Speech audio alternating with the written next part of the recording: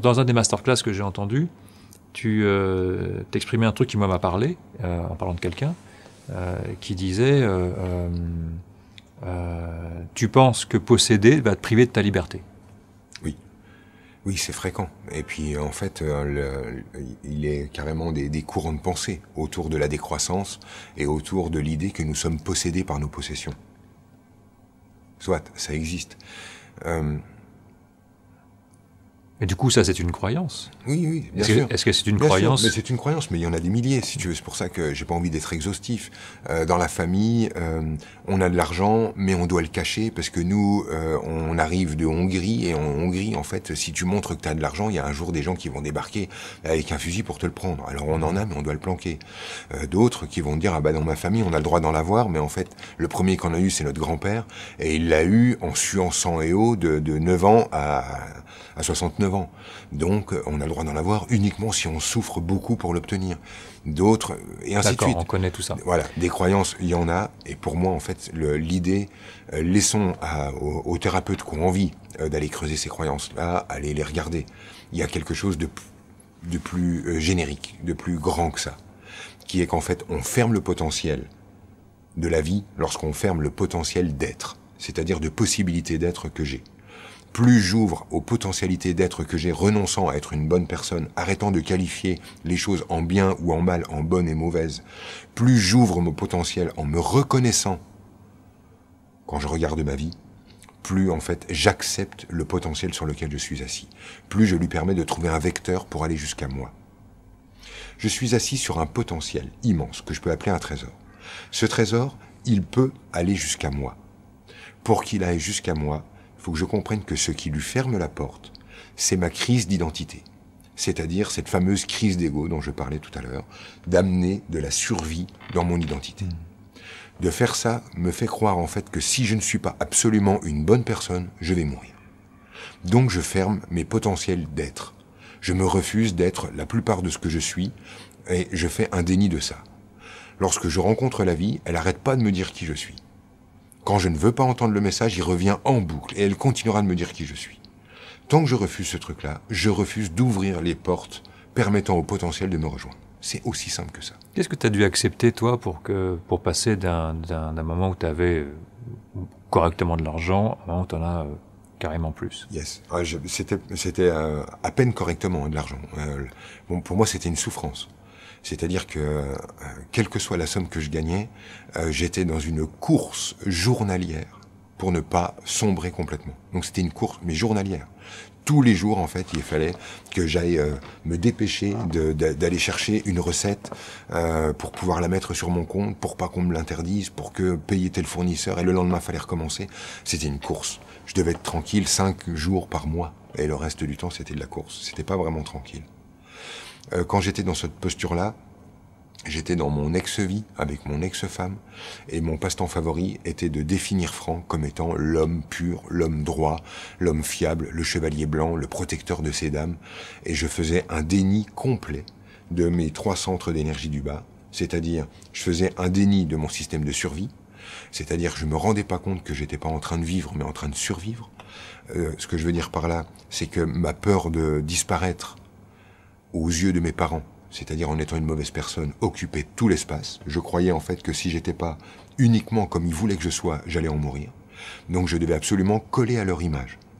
Donc il fallait que je sois fiable, constant, engagé, profond, honnête, etc., etc. Chose que je ne suis pas. Je suis un humain en fait. Il fallait que je fasse un déni de mes pulsions. Donc le premier, c'était un déni de mes besoins. Le deuxième, c'était un déni de mes pulsions. C'est-à-dire que je voulais pas reconnaître les pulsions qui me traversent, mes envies de sexe, mes envies de possession, ces envies-là, qui étaient complètement en déni. C'est-à-dire que j'avais construit l'image de l'homme d'une seule femme, de l'homme qui s'engage, de l'homme qui est profond dans la relation, faisant véritablement un déni de mes envies d'autres femmes, de mon envie de reconnaître si j'étais séduisant, de savoir si je pouvais exercer ce pouvoir. Mais un déni complet, ça n'existait pas. Si on m'en parlait, je disais n'importe quoi. Non, pas du tout, je suis pas comme ça.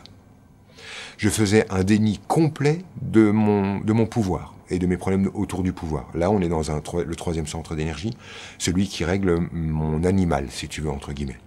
Et là, j'étais en déni également. Je refusais de reconnaître en fait que je passais mon temps à essayer de me sentir mieux que les autres.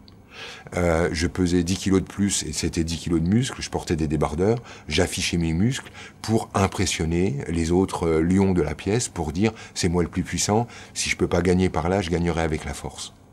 Je faisais un déni de mon animal et de mes désirs de pouvoir. Et je faisais à peu près un déni de tout. Je croyais être un bon père doux, alors que je passais mon temps à faire peur à mes gosses pour qu'ils m'obéissent. Donc d'une manière insidieuse, d'une manière cachée. Mais en gros, en fait, je n'étais plus qu'une espèce de machine à être une bonne personne. Quand je regarde ça d'aujourd'hui, je me demande comment le déni ne pouvait pas me sauter aux yeux plus avant, tellement je suis une caricature, mais une caricature de l'homme qui veut être une bonne personne. Un déni ambulant. C'est incroyable à quel point j'étais ça. Et en fait, ça a été la découverte que j'étais dans une tension permanente, dans la peur d'être démasqué, dans la peur d'être reconnu, dans la peur d'être découvert, dans ma fragilité, dans ma vulnérabilité, qui faisait que toute cette stratégie de devenir une bonne personne qui était censée donc me mettre à l'abri des dangers du monde était en fait ce qui rendait mon monde dangereux, ce qui me pourrissait la vie, ce qui me rendait la vie désagréable. C'est tout doucement, j'ai compris en fait le déni et les portes se sont réouvertes tout doucement. Et aujourd'hui encore, j'en parle tellement que ça en devient louche, mais je ne fais que parler de s'ouvrir à découvrir les fonctionnements qui sont mis en déni, c'est-à-dire qui sont qualifiés de mal et rejetés par moi-même.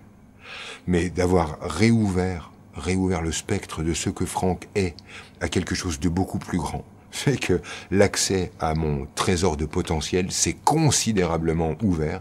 Et aujourd'hui, effectivement, ma vie n'a plus rien à voir en termes, entre guillemets, d'abondance, puisque c'était un peu le sujet que tu soulèves, que ce soit au niveau de l'amour, du sexe, de l'argent, de la relation aux autres, de la réussite, entre guillemets toujours.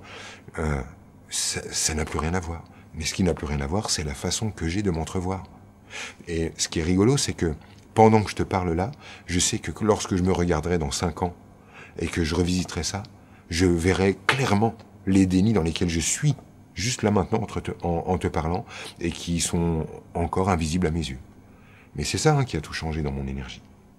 Ces dénis, tu fais comment pour les percevoir, parce qu'on est soi-même. Pour les percevoir, en fait, il a fallu que simplement j'applique la règle. C'est-à-dire, je sais en fait que je n'observe pas la réalité, que je n'observe pas la vie, mais que j'observe ma réalité, donc ma vie. Et donc, que je suis en train de croire que j'observe un objet extérieur, alors que je suis finalement en train de regarder mes lunettes. C'est vraiment ça, je chausse des lunettes, je regarde les vitres, et je crois que j'observe l'extérieur, alors que je suis juste en train d'observer mes propres lunettes. Et d'appliquer la règle, du coup, j'ai une masse d'informations incroyable. Dès que je rencontre quelqu'un, j'ai la possibilité d'entrer en relation avec une version de moi qui était inconnue, peut-être même simplement mise en déni. Donc d'appliquer la règle me permet de me rencontrer, donc d'aller voir les dénis, et d'ouvrir en fait des choses qui étaient non conscientes chez moi, qui peuvent redevenir conscientes, et ainsi j'ouvre le champ de mes potentialités, et effectivement je peux maintenant puiser dans mon potentiel. Est-ce que c'est le sentiment de rejet de quelqu'un en face de toi qui pourrait sous-entendre un déni? En fait, effectivement, si je rencontre quelqu'un qui se rejette, non. Qui me rejette? Non, toi tu rejettes cette personne, quelqu'un qui te plaît pas, quelqu'un qui t'inspire pas confiance ou... Non, j'ai fonctionné comme ça. En disant, en fait, lorsque je suis face à quelqu'un et que cette rencontre m'énerve, déclenche chez moi un fort sentiment, c'est que le miroir est tellement proche qu'il conviendrait que je m'en occupe, que je le réintègre et que je le reconnaisse. Mais en fait, ça m'a amené à tricher. Moi, évidemment, comme je suis un tricheur, ça m'a amené à tricher. C'est-à-dire que du coup, je me suis dit, ah ok, donc en fait, ce qui est en miroir de moi, c'est uniquement finalement ce qui me fait sortir de mes gonds, ce qui m'énerve. Donc du coup, j'ai fait un déni de mes sentiments en enfermant mes sensations. Du coup, quand je rencontrais quelqu'un, j'avais qu'à fermer mes sensations pour me dire, je sens rien, c'est pas à moi. La posture était trop facile pour moi. J'ai compris en fait que c'était encore une fausse voie. Non, c'est pas comme ça que ça fonctionne. C'est ce que j'observe qui est moi, et c'est tout. Que ça déclenche quelque chose d'agréable, que ça ne déclenche rien selon moi, ou que ça déclenche quelque chose de désagréable, c'est moi. C'est tout. J'applique la règle. Là, en fait, où ça m'a demandé un effort, C'est que appliquer les règles signifie que je vais reconnaître comme étant moi quelque chose qui est à l'extérieur. Parfois, la rencontre est agréable. Quand je te vois et me dire, bon, bah, son fonctionnement c'est le mien, franchement, j'arrive à le digérer. Ça me fait pas mal. Quand je vois un fonctionnement que je qualifie de mal, il n'est pas mal en lui, hein, mais que je qualifie de mal, là, c'est un peu plus douloureux d'accepter de le reconnaître. Mais ce que j'applique en premier, c'est la règle, la loi. La loi, c'est, je suis en train de m'observer. Donc la loi, c'est que c'est à moi. Pas, c'est agréable, c'est à moi, c'est désagréable, c'est le monde. Ça, c'était ma vie d'avant. Ma vie d'aujourd'hui, c'est moi, que ça soit agréable ou non. Et cette position peut paraître totalement narcissique, puisque je vois moi partout. Mais en même temps, c'est ce qui me permet aux autres de leur permettre d'être tels qu'ils sont. Du coup, j'ai plus besoin de les changer, parce qu'en fait, ce que je vois d'eux n'est pas ce qu'ils sont, mais une version d'eux dont j'ai besoin pour entrer en relation avec moi. Et du coup, ça fait que cette position est éminemment narcissique. Je ne vois que moi partout, mais du coup, je peux laisser aux gens la possibilité d'être ceux qu'ils sont, tranquillement, sans faire l'ayatollah qui leur demande de changer, parce que leur attitude déclenche de l'émotionnel chez moi. C'est pas parce que ça déclenche de l'émotionnel chez moi qu'ils doivent arrêter d'être tels qu'ils sont. Au contraire. Ils sont tels qu'ils sont. Ils catalysent chez moi la possibilité de me rendre compte de qui je suis et de créer une nouvelle version de moi. Mais attention, parce que c'est un processus infini. Je ne fais pas ça pour qu'un jour ça s'arrête. J'ai simplement renoué avec le plaisir de l'échange avec la vie. C'est vrai qu'aujourd'hui, quand je me rends compte de mon attitude avec mon ex-femme, moi qui étais donc celui qui sait, celui qui va bien, celui qui tend la main à l'autre pour l'aider à se sortir de son marasme spirituel ou de son marasme mental, en fait, je me rendais pas compte que je me servais d'elle simplement pour être le grand solide au sec et que je lui maintenais la tête sous l'eau en lui tendant la main pour l'aider. J'ai mis des années à comprendre ça, que ma façon de l'aimer n'en était pas une, c'était simplement une façon de m'aimer en étant éternellement celui qui s'en sort bien, qui a raison et qui tend la main à l'autre. Ça n'a pas été simple pour moi, cette rencontre-là, de me rendre compte de comment j'ai agi pour être simplement une bonne personne et de ce que j'ai produit chez elle. Parce que moi, j'ai été le catalyseur chez elle de sa rencontre avec elle-même, tu vois. Des fois, c'est pas agréable de voir comment on joue le jeu du catalyseur pour l'autre, tu vois. Je me suis dit, j'aurais préféré qu'elle comprenne ça avec une autre personne, tu vois. Dans quelle mesure on est responsable? Parce que c'est vrai qu'on dit toujours, on dit souvent que tout est juste. C'est une phrase que je t'ai souvent entendu dire. Et que c'est 100%, 100%. Hein, c'est dans une relation. Alors, si c'est 100%, 100%, quelle est la part de responsabilité dans ce qu'on fait vivre à l'autre?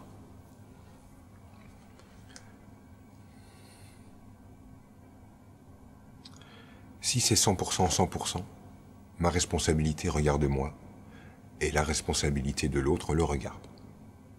Ça reste à cet endroit-là. C'est-à-dire que je peux dire ce que je veux. Si l'autre a décidé de tirer la conclusion qu'il allait être victime de moi, et j'en fais l'expérience, hein, je dis je parle à 150 personnes, et il y en a dans le groupe qui vont arriver pour la même phrase, au même instant, à tirer la conclusion que c'est une agression, et d'autres à tirer la conclusion que c'est une solution. Donc j'ai fini par prendre l'habitude de savoir que les gens ne font qu'observer eux-mêmes, et que je ne peux rien changer à la façon qu'ils ont d'entrer en relation avec eux. Pourtant, tu vas faire tout ce qu'il faut pour leur permettre d'entendre ce que tu as à dire. Et pourtant, en fait, j'ai conscience que la façon que j'ai d'entrer en relation avec eux est en train de semer pour moi. Là où je suis responsable, c'est qu'en fait, ce que je suis en train de donner à l'autre arrive chez moi. Donc en fait, je suis toujours pas responsable pour l'autre. C'est toujours bien 100%, 100%. Mais j'ai ça maintenant en tête. C'est-à-dire que ce que je mets au monde va repasser par moi. Et ce que je donne arrive chez moi. Si je lui donne de la haine, c'est moi qui vais être plein de haine. Si je donne de l'amour, c'est moi qui vais être plein d'amour. Si je donne de la tendresse, c'est moi qui vais être plein de tendresse. Mais c'est pas parce que je donne de l'amour que l'autre va recevoir cet amour. Tout le monde en a fait l'expérience. C'est pas parce que je vais être tendre que l'autre va être rempli de tendresse. C'est celui, en fait, qui produit la vibration, qui s'en trouve plein. Donc, du coup, c'est là que, si tu veux, ça change ma façon d'entrer en relation avec l'autre. Je sais, en fait, que de lui balancer le truc comme ça, l'autre, en fait, va pouvoir tirer la conclusion, je suis la bonne, la mauvaise personne, mais en fait, je sais qu'il fera que lire son filtre. Par contre, ce que je sais, c'est que ce que je viens de mettre au monde, moi, je vais le vivre.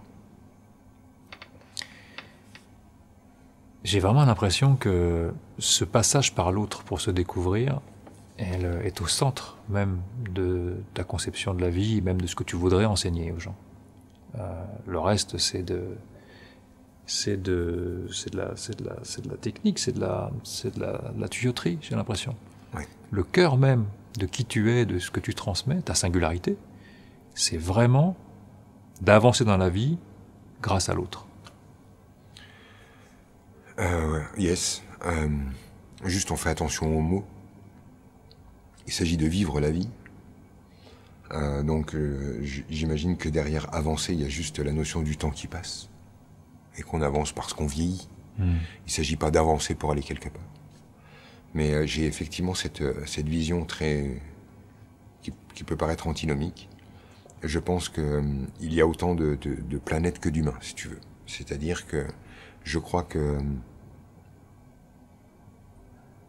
chacun est en train de faire une expérience particulière au sein d'un grand champ consensuel, mais que chacun est en train de faire une expérience particulière et que les autres, entre guillemets, le monde, l'altérité, lui offre une pièce de théâtre lui permettant de se connaître et se créer, et que c'est le jeu, ici, sur cette planète. Donc je pense qu'on est dans une perspective absolument solitaire. On est seul. C'est quelque chose que tout le monde sait. Tout le monde le sait dans son fort intérieur. On est seul. Des fois, il y a des gens pour qui c'est tellement net qu'ils en deviennent presque mélancoliques, parfois malheureux. On est seul en expérience. Et en même temps, et de manière complètement antinomique, si l'autre n'est pas là pour m'observer, je disparais. Je ne suis plus là. On vit ça en terminale quand on fait l'homme et le monde en philosophie. C'est-à-dire, s'il n'y a personne pour m'observer, suis-je encore là? Et effectivement, c'est la présence de l'autre qui me crée. Donc moi, je navigue dans cette espèce de dichotomie. Je suis seul dans l'expérience, et en même temps, sans les autres, mon expérience n'existe pas. Je suis seul dans l'expérience, et en même temps, c'est en donnant quelque chose à l'autre que cette énergie arrive chez moi. C'est-à-dire que les autres sont des vecteurs qui mènent de moi vers moi. En même temps, il y a cet autre aspect qui est encore vraiment l'expression de cette antinomie. Tout ce que je connais de Franck est fonction de tout ce que je ne suis pas. C'est-à-dire que si je considère l'univers et que j'enlève de l'univers tout ce qui n'est pas moi, que j'enlève les étoiles, que j'enlève les autres qui ne sont pas moi, que j'enlève le rideau, la chaise, le plancher, le plafond, puisque ça n'est pas moi, et que j'enlève tout ce qui n'est pas moi, ce qui reste à la fin, c'est moi, dans ma plus pure nudité. Quand j'ai fini d'enlever de cette planète tout ce qui n'est pas moi, il ne reste plus que moi, ce que je suis. Et je comprends donc qu'en fait, ce que je suis est fonction de ce que je ne suis pas. C'est-à-dire que c'est ce que je ne suis pas qui fait ce que je suis. Et là, en fait, on est vraiment dans cette antinomie. C'est-à-dire que ce que je suis, c'est ce que je ne suis pas qui le fait. Tu comprends ce que je veux dire? Ah ouais, très bien. Je suis ce que je ne suis pas. C'est-à-dire que, si tu veux, au bout d'un moment, on n'arrive plus à séparer les choses. C'est là, en fait, le fameux retour à cette idée de l'unité. Je suis ce que je ne suis pas. Parce qu'en fait, ce que je suis n'est que fonction de ce que je ne suis pas. Si on enlevait ce que je ne suis pas, il n'y a plus de je suis. Je suis ce que je ne suis pas. Et c'est là toute l'essence, effectivement, de ma vision du monde. Je suis ce que je ne suis pas signifie que toi, qui n'es pas moi, je le suis. Parce que je suis ce que je ne suis pas. Tout ce que j'observe, qui n'est pas moi, c'est ce que je suis. Ouais. On a une manière plus courante de procéder à la même réflexion, c'est quand on ne sait pas ce qu'on veut, mais on peut très bien savoir ce qu'on ne veut pas. Et progressivement converger vers ce qu'on veut, pour le découvrir. Tout à fait. En fait, c'est la même chose. Savoir ce qu'on veut ou savoir ce qu'on ne veut pas. Savoir ce qu'on est, savoir ce qu'on n'est pas. Il s'agit de la même chose. Maintenant, ce que j'aime dans cette vision globale, c'est que il y a une expérience qui est vraiment agréable de faire quand on est un humain. C'est l'expérience de l'unité. C'est une expérience très, très, très agréable. L'expérience de l'unité, c'est l'expérience que beaucoup d'humains font, qu'ils aient d'ailleurs une démarche spirituelle ou non, hein, c'est vraiment offert à tous. C'est l'état de grâce.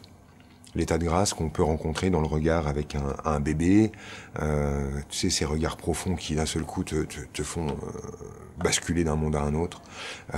Ça peut être une vision de la nature absolument transcendantale, un coucher de soleil qui te bouleverse. Ça peut être quelque chose qu'on va rencontrer à travers un exercice qui pourrait être anodin, mais qui d'un seul coup te fait sentir que tu appartiens au tout, puis tu le dépasses, tu sens que tu es le tout, puis tu sens que tu ne t'appartiens plus, et d'un seul coup tu fais cette expérience de l'unité.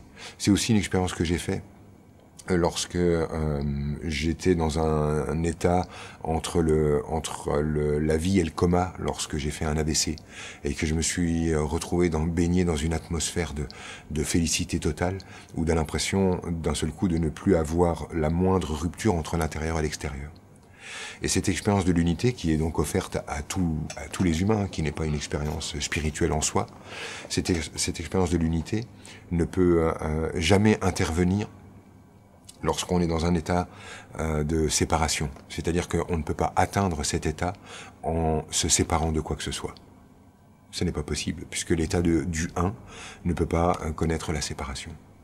Et quand j'observe des gens souhaiter ressentir l'unité, en se séparant des fois de leur corps, parfois en voulant se séparer de leur ego, parfois en voulant se séparer de leur mental. Je peux que leur dire non, on ne peut pas toucher l'expérience de l'unité en retranchant quoi que ce soit. Il va falloir ajouter, ça n'est pas possible. On ne peut pas toucher le un en retranchant, mais uniquement en ajoutant. Et lorsque on ouvre encore à l'extérieur, on ne pourra pas faire l'expérience de l'unité en appelant l'autre autre. L'expérience de l'altérité, elle va devoir être ramenée à l'intérieur si on veut faire ce sentiment, vivre ce sentiment d'unité. Et on ne pourra pas continuer de chercher à vivre l'unité en cherchant à être des bonnes personnes ou de pures personnes. L'unité va nécessiter qu'à un moment je comprenne que l'autre n'est qu'un reflet de moi, une version de moi. Et c'est là que je vais pouvoir englober le monde, arrêter de m'en servir comme simplement d'un faire-valoir, regarder un monde noir pour faire de moi quelque chose de blanc, mais qu'il va falloir à un moment donné accepter d'ouvrir ça à quelque chose de plus grand. Et aujourd'hui, ça n'est plus jouable de dire je suis dans une posture de spiritualité, d'ouverture, et retrancher l'autre monde, le monde du pollueur, le monde du que fric, le monde de la violence, le monde de la brutalité, le monde de l'injustice. Je ne vais pas pouvoir faire l'expérience de l'unité en retranchant. Il va falloir que je ramène cette injustice à l'intérieur, cette violence à l'intérieur, ce que pognon à l'intérieur, et ainsi de suite. Et c'est lorsque j'aurai ramené tout ça en moi, en me rappelant en fait que je ne fais qu'observer mes filtres, et que je n'observe que moi projeté à l'extérieur, qu'on va pouvoir refaire ce sentiment d'unité qui est si agréable à vivre. Ça n'est pas en fait un cheminement, on ne peut pas aller vers l'unité, parce que le sentiment du un est immédiatement là. Il n'y a pas d'endroit dans le un, parce que ça signifierait qu'il y a quelque chose en dehors du un. Donc ça n'est pas un cheminement, c'est un non-cheminement, c'est une façon en fait qu'on va avoir doucement, et on a le temps, simplement de réintégrer le un qui est dedans, qui est aujourd'hui éclaté en des milliards de choses différentes, et qu'ils se reconnaissent, et se créent dans cette reconnaissance. C'est là, en fait, qu'on va toucher le un. Ramener la violence en soi, ou le tout fric, ou tout ça, ça consiste à le voir en soi, à le reconnaître en soi, à l'accepter en soi. Il y a deux choses qui sont vraiment importantes là-dedans, si on ne veut pas basculer dans le béni oui-oui. C'est ce que j'observe, c'est moi. Je suis à la rencontre de moi. Et la violence que j'observe à l'extérieur, quelque part, m'appartient. Ça va être à moi d'aller regarder la mienne si je veux la réintégrer. Ce qui est connu de moi est dedans. Ce qui n'est pas encore connu de moi, mais que je suis malgré tout, reste dehors. Si je veux le réintégrer, je n'ai qu'à le reconnaître comme étant moi. C'est l'étape. Cependant, je suis également, alors que je suis dans cette expérience simplement d'unité, je suis également dans l'expérience duale. Elle est incluse dans la grande expérience d'unité. Il y a l'expérience duale. C'est-à-dire, je suis là, et l'autre vient et me met un coup. Il est violent. J'ai là-dedans en fait plusieurs informations. La première, c'est qu'effectivement c'est ma violence. Et effectivement, j'ai la possibilité de me connaître là-dedans et de réintégrer cette violence comme étant moi. Mais j'ai aussi, et c'est mon devoir selon moi, la possibilité de me créer par rapport à cette expérience. C'est-à-dire la façon que je vais d'avoir de réagir à cette expérience, créer qui je suis. Si je dis ok, c'est pas grave, merci, c'est pas grave, je suis en train de créer le Franck que j'ai envie d'être. Tu comprends le truc? Et pour moi, c'est de notre devoir de savoir nous positionner, c'est-à-dire créer qui je suis fonction des expériences que je suis en train de vivre. C'est-à-dire que cette violence qui semble venir de l'extérieur est simplement venant de l'intérieur en retour à la maison, mais en même temps, je peux créer qui je suis en apprenant à dire à l'autre « Eh, ça va pas, non? Pas chez moi. » C'est-à-dire le plan de l'humain. Sur le plan de l'humain, je sais poser l'autorité sur mon territoire et dire non, non, non, non, non, moi, on ne me violente pas, tu ne me parles pas comme ça, tu ne me rentres pas comme ça dedans, c'est non. Donc, je sais reconnaître que cette violence m'appartient, mais je sais aussi en fait que dans la scène qui vient de se jouer, il y a un autre trésor à prendre, qui est la capacité pour moi de créer qui je suis. Et créer qui je suis peut être dire non, je ne suis pas d'accord pour ça. Je me positionne comme ça, j'aime le jaune, j'aime le jaune, j'aime le rouge, je n'aime pas le bleu, je n'aime pas le vert, c'est-à-dire créer mon expérience. Ce que je veux dire par là, c'est que c'est très dangereux de basculer dans la spiritualité type tout est correct. Je trouve très dangereux de vivre la vie type tout est à l'extérieur et il n'y a rien de spirituel. Pour moi, les deux versions ne peuvent être que unies à un endroit qu'on appellera l'humain. Donc il y a ce monde matériel dans lequel je dis bah, c'est quand même l'autre qui m'a tapé, j'ai quand même pas le choix, qu'est-ce que tu crois, machin. Et il y a ce plan-là, il est réel. Et pour moi, il doit être vécu. Il est aussi magnifique que l'autre qui est ah mais en fait cette violence n'est que moi venant à la rencontre de moi. Et pour moi, notre job d'humain, c'est d'unir la terre et le ciel, c'est d'unir cette version de l'esprit et de la matière en un seul endroit. D'accepter de vivre avec cette dichotomie. Je suis dans un grand champ d'expérience où je ne fais que me reconnaître pour pouvoir me créer. Mais tout ceci dans un monde relatif, où je vous préviens que si quelqu'un approche de mes gosses, il va se passer quelque chose. Tu comprends le truc? Et c'est lorsqu'on essaye de choisir entre ces deux mondes, que pour moi, on aboutit à quelque chose de complètement ridicule. C'est complètement ridicule. Je trouve que d'être enfermé dans cette posture spirituelle est ridicule, complètement. On peut pas dire, ah bah oui, non mais ça a du sens quelque part, c'est parfait. Bah c'est bien, oui, vas-y, viens violer mes gosses, c'est parfait. Je trouve ça mais complètement ridicule. Et la posture de fais gaffe parce que la vie est dangereuse, de toute façon va falloir qu'on aille virer les migrants et les machins parce que tu te rends pas compte, oui mais ce qu'on m'a fait, je trouve ça complètement con et ridicule de la même manière. Je pense que unir les deux va nous demander le courage d'accepter de respirer un monde avec du noir et du blanc, de respirer un monde avec de la dualité si tu veux, mais être juste dans tout ça c'est que du 1 ou tout ça c'est que du 2 me paraît nul. J'ai envie de vivre avec ces deux versions. Bon, tu as répondu à la question indirectement, mais quelle est la place de la spiritualité chez toi maintenant? Aujourd'hui, pour moi, la spiritualité, elle est revenue dans mon intime, simplement. Je crois que c'est comme ça que je la vois. Ma spiritualité, c'est ma façon de communiquer avec le tout vivant. Voilà, ça me regarde. C'est c'est revenu au rapport que j'avais avec elle dans l'enfance, quand je parlais à la lune et que je parlais au bâton de bois par terre et que je parlais aux arbres. C'est une spiritualité qui est vécue et c'est voilà qui a sa place dans mon intime. Donc voilà, j'ai mon monde intérieur, mes richesses, mes contacts, mes amis visibles et invisibles, et je vis mon rapport avec comme ça. C'est là en fait que je vis ma spiritualité. Dans une relation avec le monde invisible.